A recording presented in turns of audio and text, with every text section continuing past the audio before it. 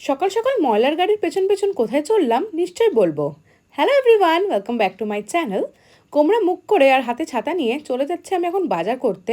হ্যাঁ, বাজার করতে যাচ্ছি, ঠিক শুনেছো, ওই জন্যই মুখটা এরকম গোমরা।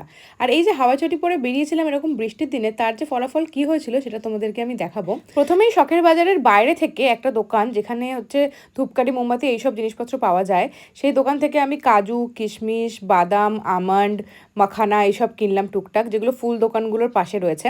তারপর ওখান থেকে আমি চলে গেলাম বাজারের ভেতরে। ওখানে গিয়ে প্রথমে কিছু টুকটাক সবজি নেবার ছিল, যেমন শসা, গাজর, বিটরুট এইসব। এইসব নেওয়ার পর আমি একটা দোকানে চলে গেলাম, সেখান থেকে আমি ওটস, মধু এইসব জিনিসপত্র নেওয়ার ছিল, সেগুলো সব নিলাম। আর আমাদের শখের বাজারে যারা গেছো তারা জানো, বাজারের ভেতরটা কিন্তু পুরো ভুলভুলাইয়ার মতো। আর এটা কিন্তু ফাদার্স ডের আগের ভিডিও, তাই সেদিনকেই আমি সকালবেলা গিয়েছিলাম ফাদার্স ডের কেক কিনতে। সেখান থেকে কেক টেক কিনে আমি চলে গেলাম মাংসের দোকানে। মাংসের দোকানে অনেক ভিড় ছিল, দাঁড়িয়ে দাঁড়িয়ে অনেক মাংস টাংস নিলাম। আর দেখতেই পাচ্ছ ঘেমে নিয়ে একেবারে একাকার হয়ে গেছে। আর মাংস নেওয়ার পর আমি কোনো ফুটেজ নিতে পারিনি, কারণ আমার দুটো হাতই তখন পুরো ভর্তি ছিল।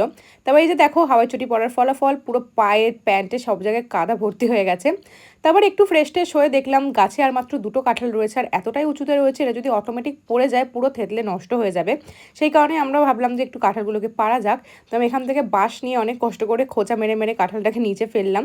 আর নিচে ছিল মুরগির ঘর, মুরগির ঘরের ওপরে কাঁঠালটা পড়ে, তাই কিছু হয়নি। আর কোনো দিনই আমার না বৃষ্টি পছন্দ নয়, না বৃষ্টিতে ভেজা পছন্দ। কিন্তু যেহেতু বাজারে গিয়ে আমি অলরেডি ভিজে গিয়েছিলাম, তাই ভাবলাম একটু টুকটাক রিলস বানানো যাক। দেখা হচ্ছে পরের ভিডিওতে। ওকে, বাই।